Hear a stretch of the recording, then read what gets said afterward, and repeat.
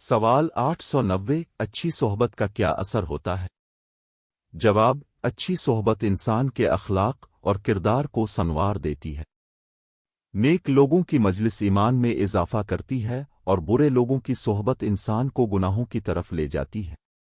سوال 891 غصہ کیا ہے اور اس پر قابو کیسے پایا جائے؟ جواب: غصہ ایک فطری کیفیت ہے، لیکن اس پر قابو پانا ایمان کی علامت ہے۔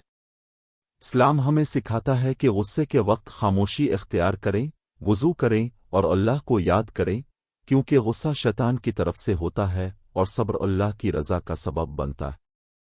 سوال 892 معافی مانگنے اور معاف کرنے کی فضیلت کیا ہے؟ جواب: معافی مانگنا عاجزی کی علامت ہے اور معاف کرنا بلند اخلاق کی نشانی ہے۔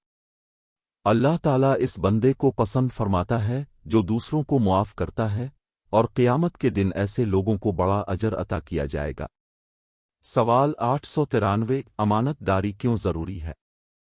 جواب: امانت داری ایمان کا لازمی حصہ ہے۔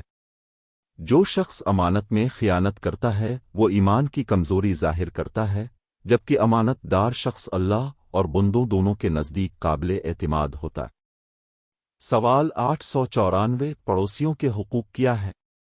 جواب: اسلام میں پڑوسیوں کے حقوق بہت اہم ہیں۔